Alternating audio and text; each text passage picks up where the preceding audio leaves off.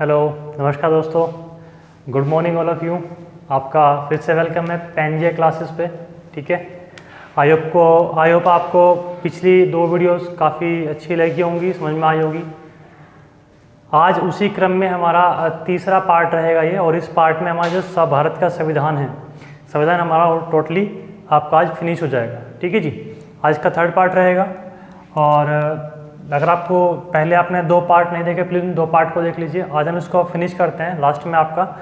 और जितने मैंने आपको ये तथ्य लिखे हुए, जितने आपको मैंने पॉइंट लिखे हुए हैं, ये सभी के सभी पॉइंट आपके प्रीवियस एग्जामों में हर एक लाइन एग्जाम में आई हुई है, तो एक भी पॉइंट को मिस नहीं करेंगे। ठीक है दोस्तों, बहुत अच्छे से समझेंगे। चलो स्टार्ट करते हैं हम लोग आज का क्लास आपका ये।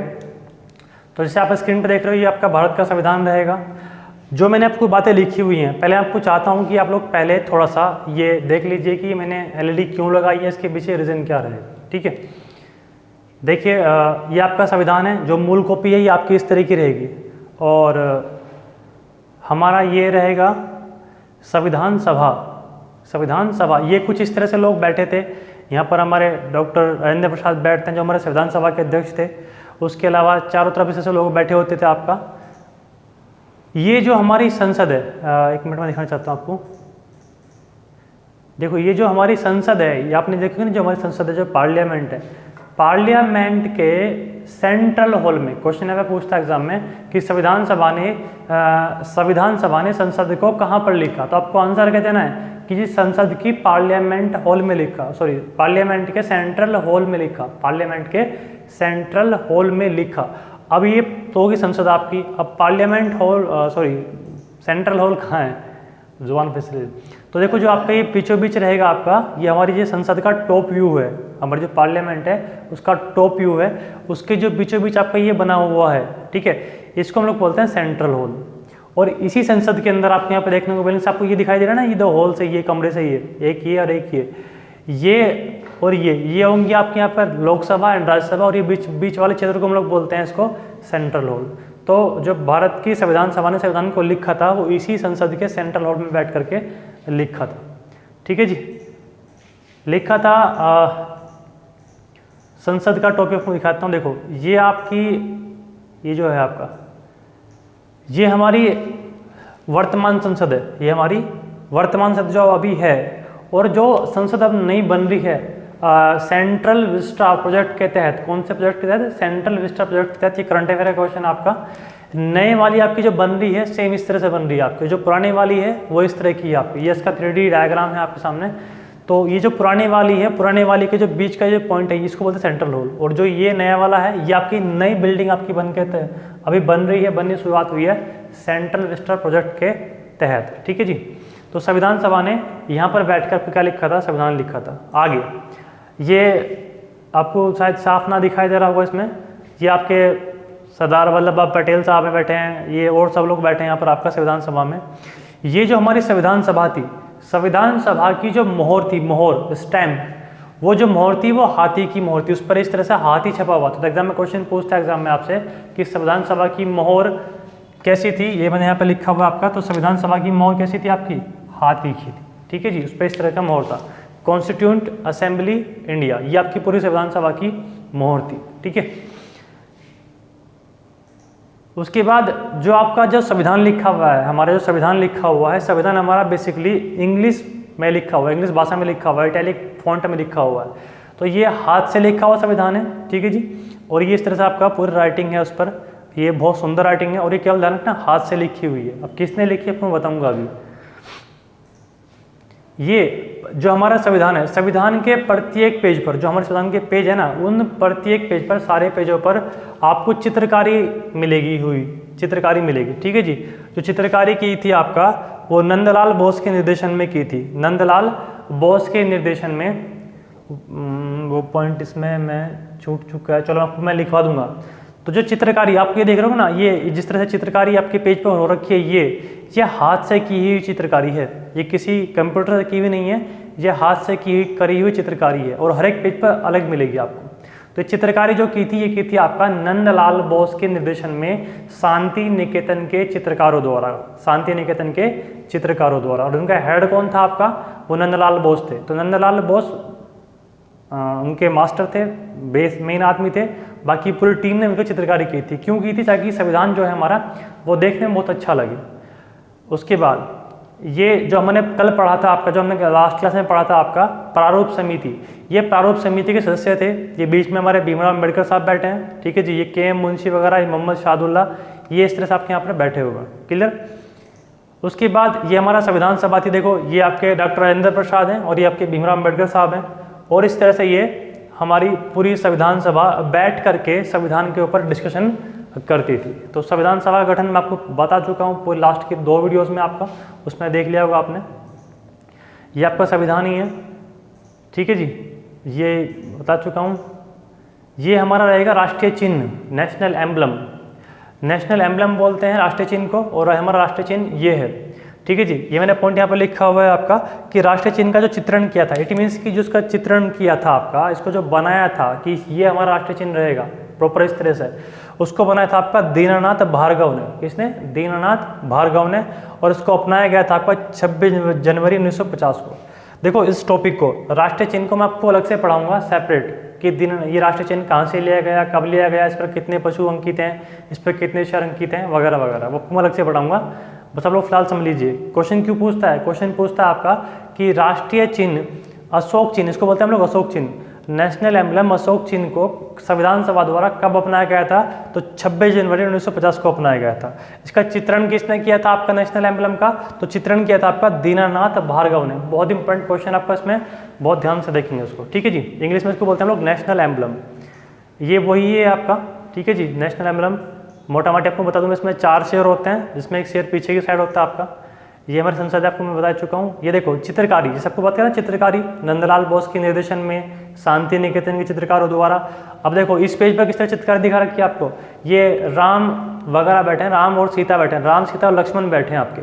तो देखो इस पेज पर देखो खूबसूरत चित्रकारी की हुई है, ये बहुत खूबसूरत चित्रकारी आपके निकेतन के चित्रकारों द्वारा की रखी है। संविधान को लिखा किसने था, जो हमारा संविधान को लिखा था वो लिखा था हमारा प्रेम बिहारी नारायण रायजादा ने। किसने, प्रेम बिहारी नारायण रायजादा ने। हमारे संविधान को भीमराव अंबेडकर साहब ने नहीं लिखा था, हमारे संविधान को प्रेम बिहारी नारायण रायजादा, ये कोई 4 नाम नहीं है, ये एक ही नाम है। प्रेम बिहारी नारायण रायजादा ने लिखा था और अपने हाथों से लिखा था, ठीक है। कोई कंप्यूटर की छपाई नहीं कि हमारे संविधान की, वो हाथों से लिखी हुई है। किसने लिखी थी, भीमराव अंबेडकर ने नहीं लिखी थी। हमारे संविधान लिखा था, वो लिखा था हमारा, ये लिखा हुआ संविधान, संविधान के लेखक, हस्तलेखक या कैलीग्राफर, ठीक है, वो कौन थे, प्रेम बिहारी नारायण रायजादा।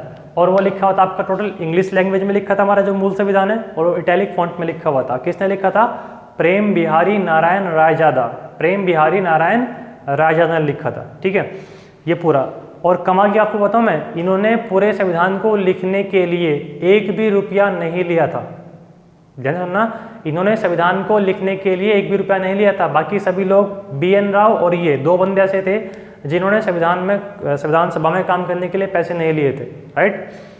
इन्होंने शर्त क्या रखी थी कि संविधान के प्रत्येक पेज पर क्या होने चाहिए, मेरे साइन होने चाहिए। क्या होने चाहिए, मेरे साइन। और आपको यहाँ पर देख भी रहा होगा संविधान जो हमारी मूल कॉपी है, हमारे संविधान की प्रत्येक कॉपी पर, प्रत्येक पेज पर, इन पेज सबसे नीचे साइड में क्या लिखा हुआ है, प्रेम लिखा हुआ है। क्या लिखा हुआ है, प्रेम लिखा हुआ है। तो इन्होंने इस शर्त के साथ में कि संविधान के प्रत्येक पेज पर मेरा नीचे नाम रहेगा, इस शर्त के साथ में इन्होंने फ्री ऑफ कॉस्ट हमारे भारतीय संविधान को लिखा था। किसने लिखा था, प्रेम बिहारी नारायण रायजादा ने, ठीक है।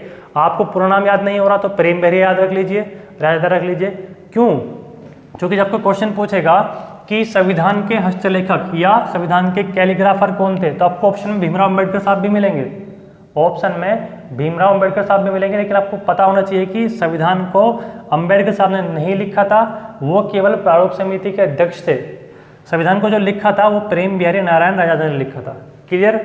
आज के बाद ये कोई नहीं बोलेगा कि संविधान को लिखने वाले, संविधान को बनाने वाले अंबेडकर साहब थे। तो कौन थे, प्रेम बिहारी नारायण रायजादा।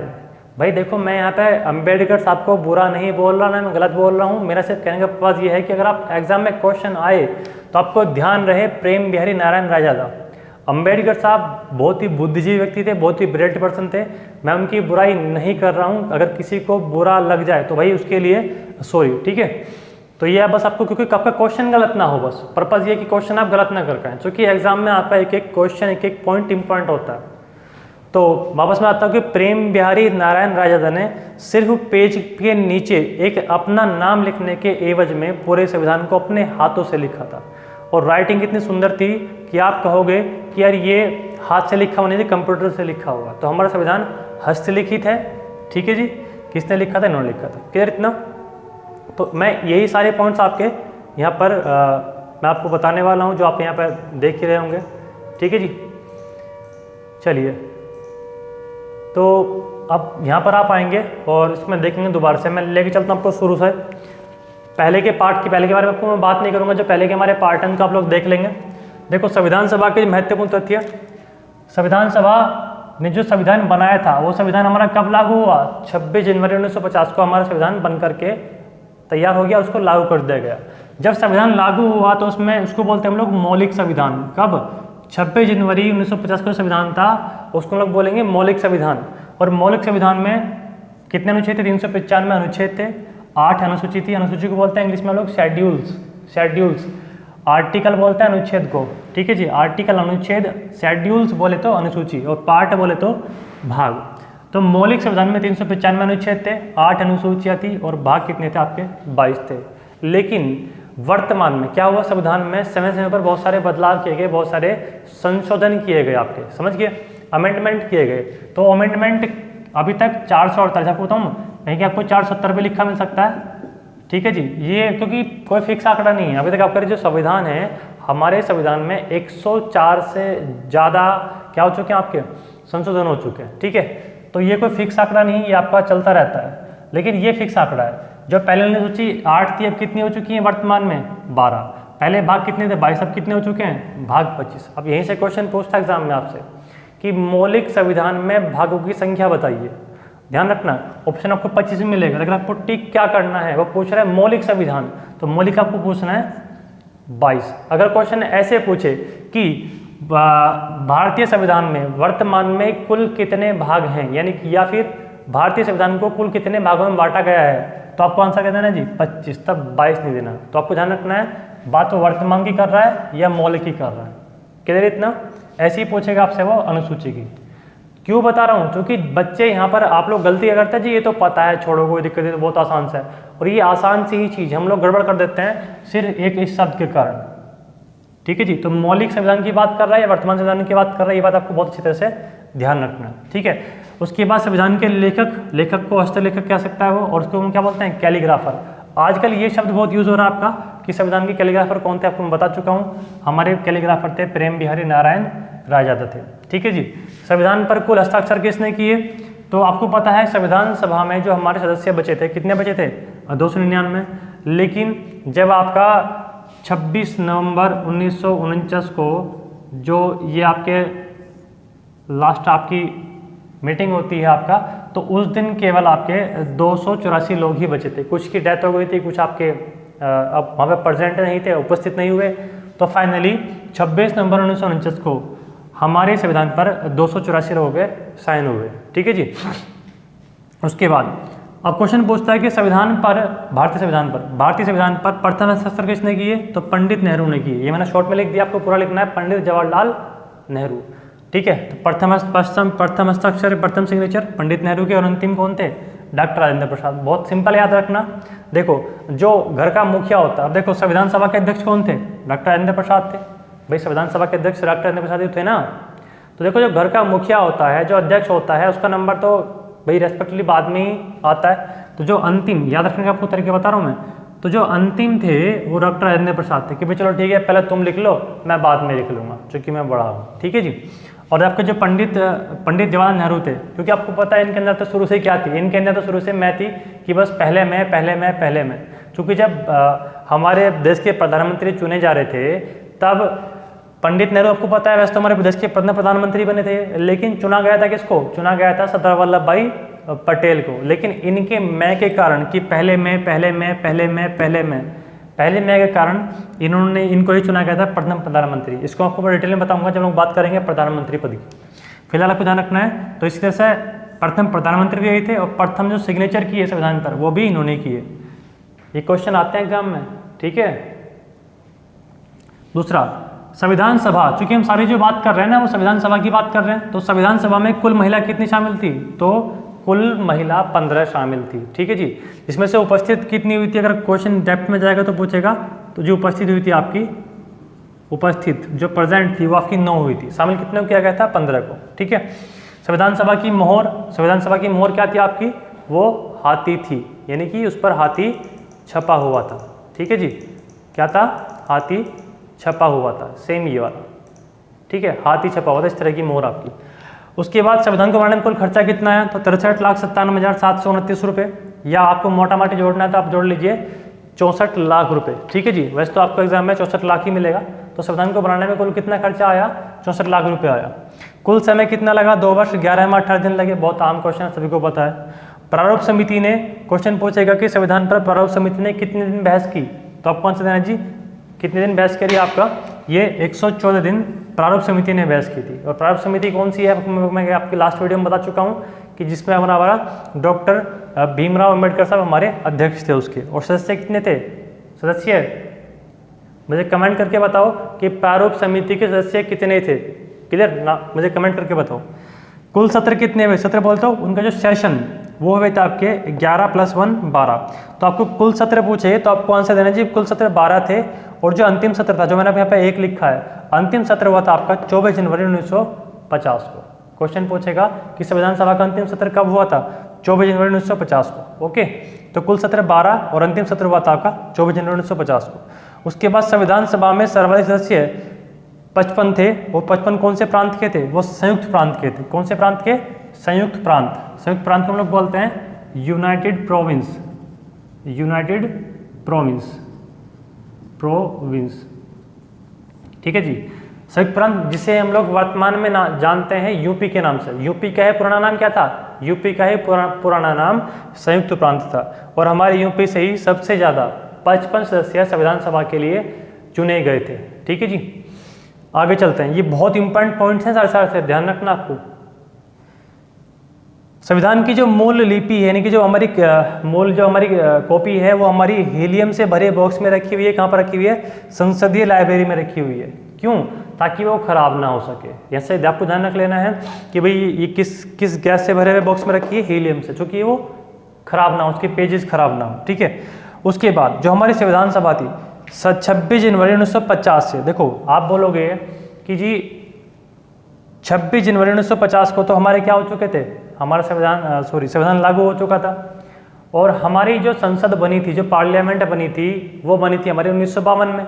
तो 1950 से 1952 तक जो पूरा सिस्टम देखता था, सिस्टम बोले तो कि भारत में पूरी व्यवस्था को देखता था, वो कौन देखता था? तो वो हमारी संविधान सभा ही देखती थी, ठीक है।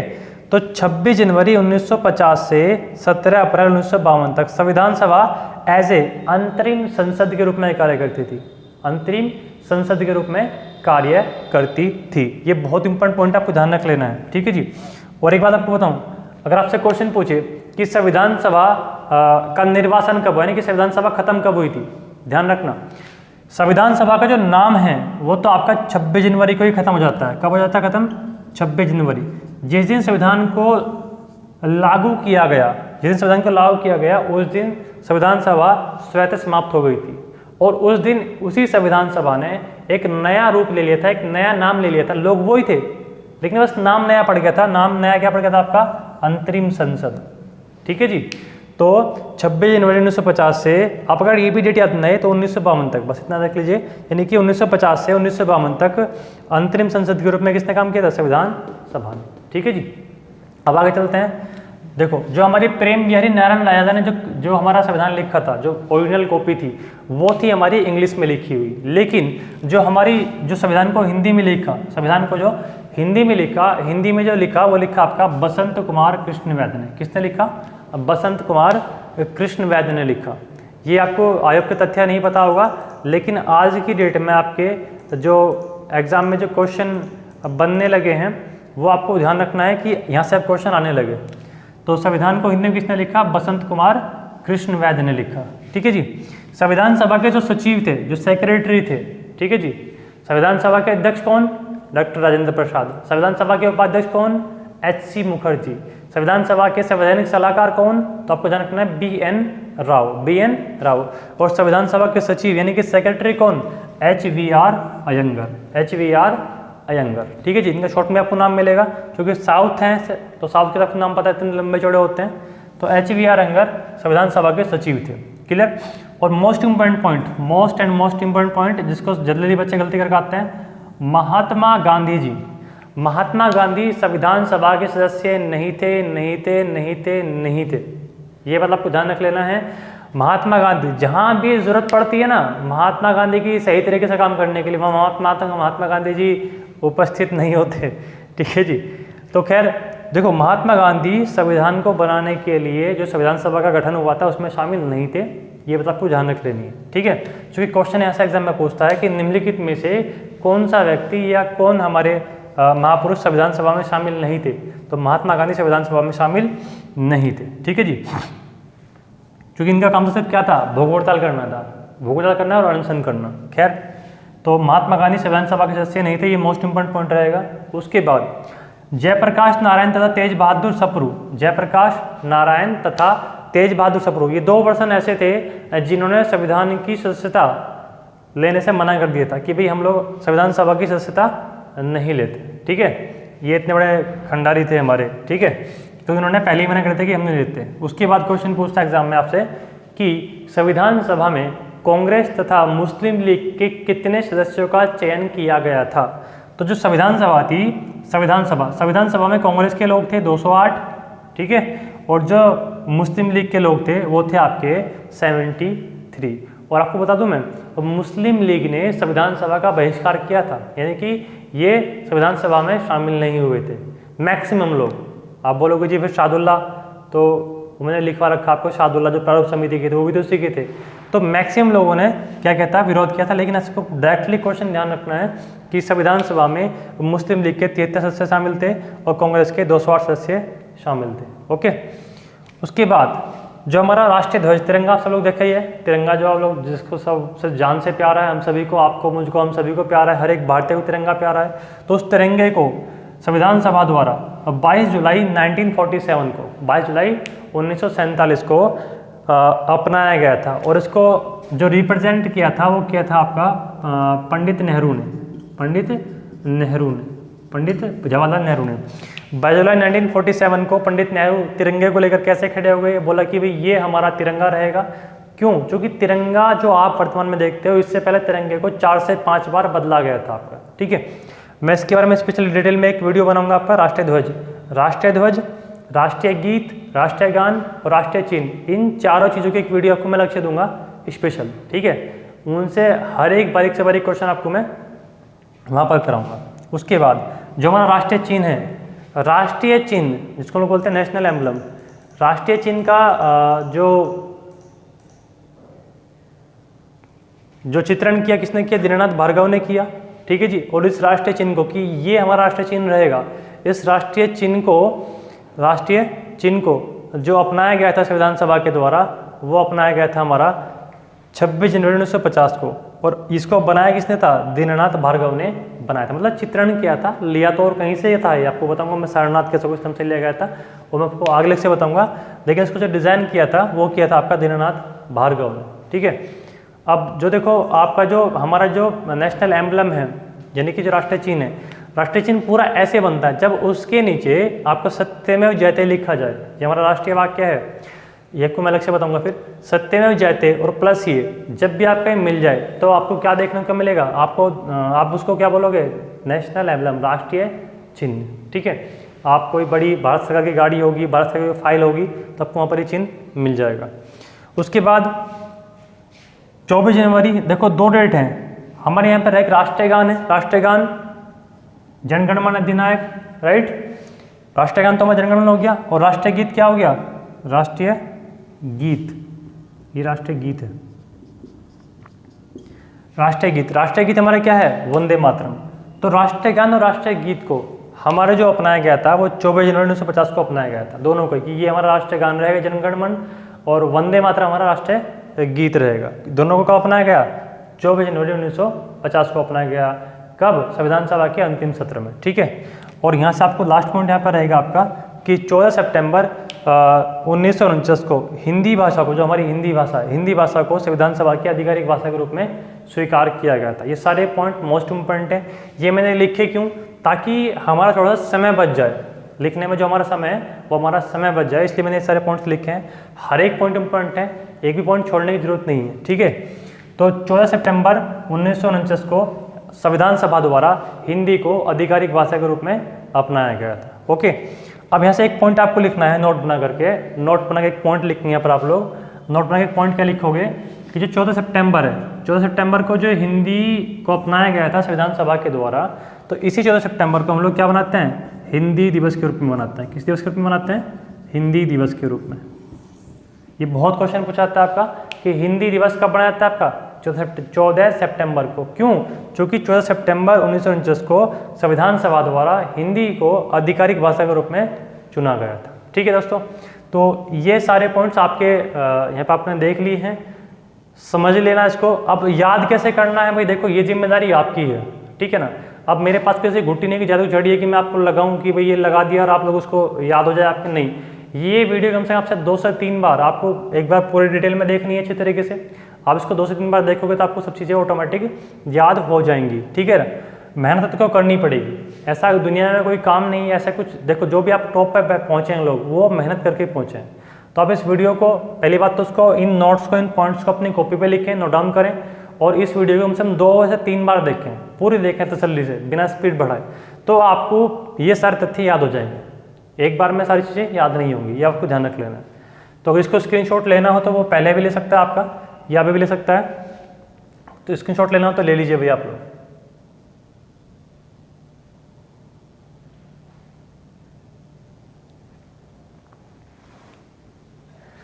ठीक है दोस्तों, तो ये बहुत खास पॉइंट थे, और आपकी जो संविधान सभा इस तरह से यहाँ पर कंप्लीट हो जाती है। और जैसे ही संविधान 26 नवंबर 1949 को, 26 जनवरी 1950 को संविधान सभा का क्या हो जाता है? संविधान सभा जो थी हमारी, संविधान सभा का निरस्त हो जाती है ऑटोमेटिक। क्यों? क्योंकि उस दिन संविधान को अपना लिया जाता है। ठीक है ना, अब मैं आपको यहाँ पे इसको रफ कर रहा हूँ, मुझे कुछ चीज़ें और बतानी है आपको। तो आप मुझे बताएंगे पहले तो कि प्रारूप समिति का गठन कब हुआ, या आप मुझे कमेंट में लिख के बताएंगे कि प्रारूप समिति का गठन कब हुआ, और प्रारूप समिति के कुल सदस्य कितने थे। ठीक है जी, ये मुझे आप कमेंट करके बताएंगे। देखते हैं आपने कितना वीडियो को देखा। अब थोड़ा सा कुछ एक पॉइंट्स और हैं। देखो मैंने आपसे एक प्रॉमिस किया था, मैंने आपको प्रॉमिस क्या किया था, मैंने आपसे प्रॉमिस किया था कि आपका एक भी पॉइंट छूटने नहीं दूंगा।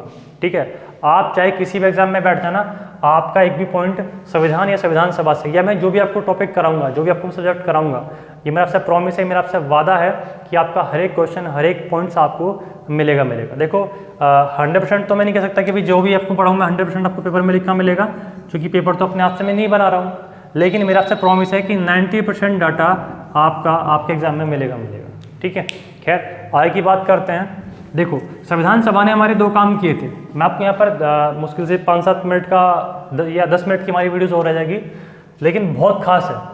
जो हमारी संविधान सभा थी, संविधान सभा यानी कि 1950 से पहले, 1950 से पहले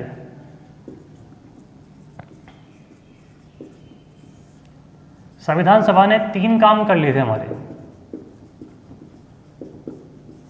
ने 3 काम बहुत इंपॉर्टेंट किए थे। क्या किए थे? एक तो हमारे जो भारत के प्रथम प्रधानमंत्री थे, ठीक है, पंडित जवाहरलाल नेहरू, वो भी इनके द्वारा चुने गए थे। किसके द्वारा? संविधान सभा के द्वारा चुने गए थे, राइट। और जो हमारे भारत के प्रथम राष्ट्रपति थे डॉक्टर राजेंद्र प्रसाद, उनको भी संविधान सभा ने ही चुना था। ठीक है जी। और एक बात और, हमारी जो संविधान सभा थी, ठीक है, मैं पहले आपको यहाँ पर 2-3 एक बुलेट पॉइंट लिख लेता हूँ, आप लोग यहाँ पे नोट करेंगे पॉइंट्स। और उसमें पहला पॉइंट लिखेंगे आप लोग 15 अगस्त 1947 को देश के फर्स्ट पीएम कौन चुने गए? पंडित जवाहरलाल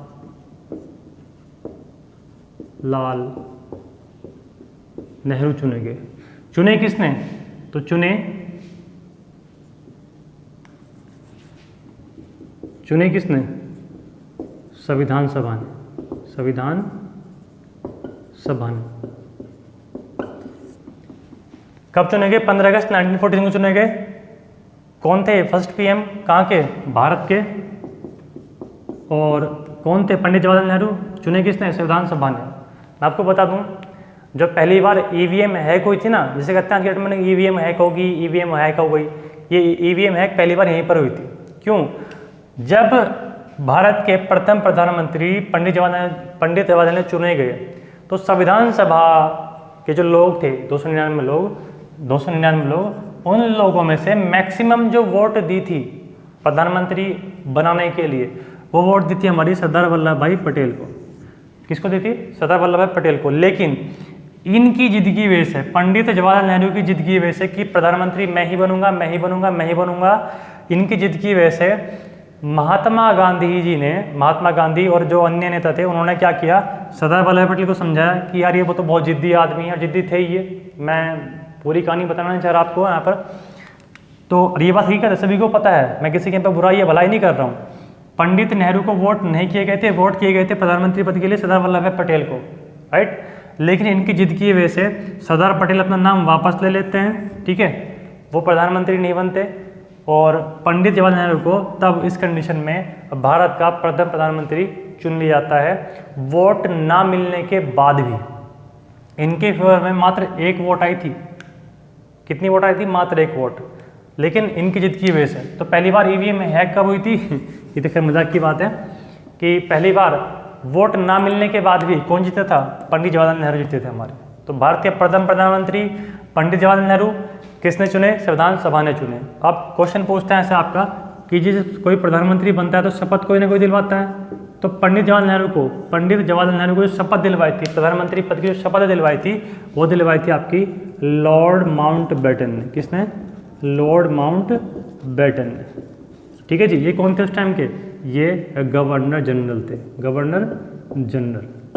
तो ये पॉइंट आपको ध्यान रख लेना है कि भारत के प्रथम प्रधानमंत्री को प्रधानमंत्री पद की शपथ किसने दिलवाई? लॉर्ड माउंटबेटन ने दिलवाई थी। ये कौन थे? गवर्नर जनरल थे। क्लियर इतना? उसके बाद जो आपका 24 जनवरी 1950 है, ठीक है जी। तो 24 जनवरी 1950 है। 24 जनवरी 1950 को जो आपकी ये क्या है? आपका अंतिम सत्र भी है। अंतिम सत्र भी है किसका? संविधान सभा का। संविधान सभा का। तो संविधान सभा के अंतिम सत्र यानी कि 24 जनवरी को हमारे संविधान सभा ने क्या चुना? हमारे संविधान सभा ने चुने राष्ट्रपति। और राष्ट्रपति कौन चुने गए? राष्ट्रपति चुने गए हमारे डॉक्टर राजेंद्र प्रसाद। राजेंद्र प्रसाद। ये पॉइंट आपको बहुत अच्छे से ध्यान रख लेना है। अब ये पॉइंट आपको पता होगा कि भी राजेंद्र प्रसाद चुने गए थे। अब यहाँ पे क्वेश्चन पूछता है आपसे कि प्रस्तावक कौन थे? पंडित नेहरू। और अनुमोदक कौन थे? वो थे आपके सरदार वल्लभ भाई पटेल। ठीक है जी। ये प्रस्तावक अनुमोदक क्या होते हैं ये आपको मैं बताऊंगा कब? जब हम लोग बात करेंगे राष्ट्रपति वगैरह बात करेंगे, आपको अच्छे से मैं समझाऊंगा। फिर आपको फोकस कहाँ पर रखना है? फोकस रखना है कि भारत के प्रथम राष्ट्रपति किसके द्वारा चुने गए? तो संविधान सभा के द्वारा चुने गए। कौन चुने गए? डॉक्टर राजेंद्र प्रसाद चुने गए। प्रस्तावक पंडित नेहरू थे, पंडित नेहरू थे, और अनुमोदक कौन थे? आपके सरदार वल्लभ भाई पटेल थे। तो इसलिए इसी तरह से भारत के प्रथम प्रधानमंत्री भी और भारत के प्रथम राष्ट्रपति भी संविधान सभा के द्वारा ही चुने गए थे। उसके बाद हम बात करते हैं आगे। ये राष्ट्रपति प्रधानमंत्री की डिटेल मैं आपको मैं तसल्ली से भी बताऊंगा, आराम से हम बात करेंगे। जब हम लोग बात करेंगे प्रधानमंत्री की, जब हम लोग बात करेंगे अपना राजनीति विज्ञान के अंदर किसकी? राष्ट्रपति की, तब मैं आपको डिटेल में बताऊंगा उसके बारे में सारी चीज़ें। ओके। उसके बाद हम बात करें तो जो हमारे इतना हो गया क्लियर। तो भारत के प्रथम राष्ट्रपति 15 अगस्त को चुन लिए गए थे पंडित नेहरू, और राष्ट्रपति चुन लिए गए थे आपके डॉक्टर राजेंद्र प्रसाद। और ध्यान रखना है दोनों का ही कार्यकाल, क्योंकि ये बिना चुनाव को चुने गए थे, इसलिए सबसे लंबा कार्यकाल इन्हीं दोनों का रहेगा। प्रधानमंत्री पद पर रहते हुए सबसे लंबा कार्यकाल पंडित जवाहरलाल नेहरू, राष्ट्रपति पद पर रहते सबसे लंबा कार्यकाल, तो डॉक्टर राजेंद्र प्रसाद। ओके, चलिए ये दोनों पॉइंट आपको क्लियर हो चुके होंगे। आगे चलते हैं। आगे बस आपका लास्ट पॉइंट रहेगा यहाँ पर आपका, देखो संविधान सभा का जो काम था वो 2 काम थे आपके।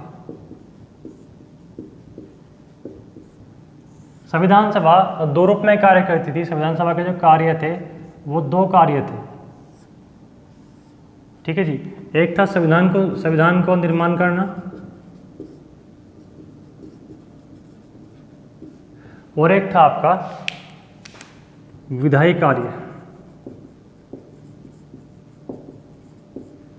कार्य या विधानमंडल के रूप में।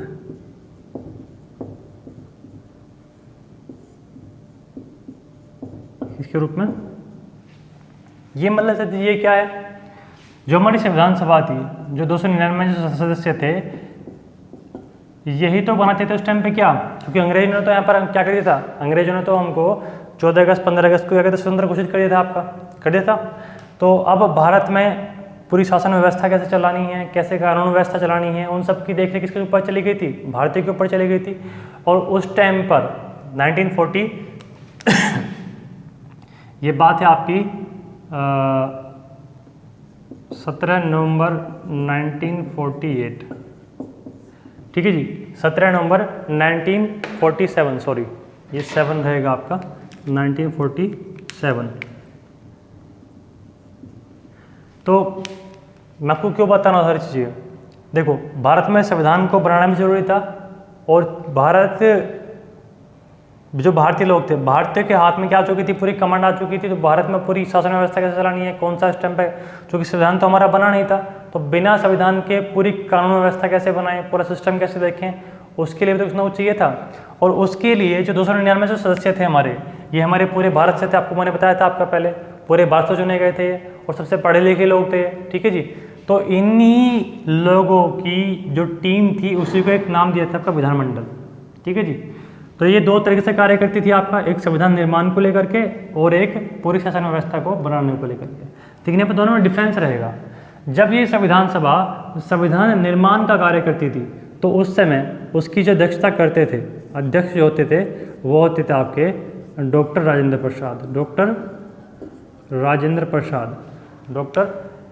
प्रसाद, ठीक है जी। और जब यही संविधान सभा एज ए विधानमंडल के रूप में कार्य करती थी, मतलब कानून बनाने को लेकर के बात का काम करती थी, तो इसके जो अध्यक्षता होती थी वो करते थे आपके जीवी गणेश वासुदेव मावलंकर। आपको उनका शॉर्ट में नाम लिखा मिल जाएगा, जीवी मावलंकर।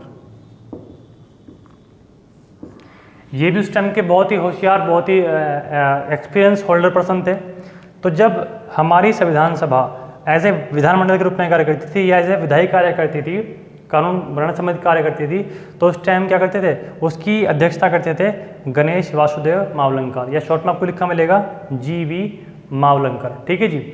और जब यही संविधान सभा संविधान बनाती थी, यानी कि जब ये बहस करते थे केवल संविधान के ऊपर, तब उस टाइम अध्यक्षता कौन करते थे, डॉक्टर राजेंद्र प्रसाद। ये दोनों ही बहुत खास क्वेश्चन है, दोनों में से क्वेश्चन पूछा हुआ आपका, क्वेश्चन पूछता है एग्जाम में आपसे कि संविधान सभा ने विधानमंडल के रूप में कार्य करना कब से शुरू किया था, तो 17 नवंबर 1947 से शुरू किया था, ठीक है जी। अध्यक्षता कौन करते थे, गणेश वासुदेव मावलंकर अध्यक्षता करते थे। यहाँ पर आपको एक पॉइंट लिखना है इसके बारे में डिटेल में, थोड़ा सा यहाँ पे थोड़ा इनका जिक्र मैं लिखवा देता हूँ, यहाँ पर नोट बना के एक पॉइंट लिखेंगे, गणेश वासुदेव मावलंकर, कॉपी में लिख लो, गणेश वासुदेव मावलंकर लोकसभा के जनक भी कहे जाते हैं, तथा ये गणेश वासुदेव मावलंकर लोकसभा के जनक भी कहे जाते हैं, तथा ये लोकसभा के प्रथम अध्यक्ष भी थे, ठीक है जी।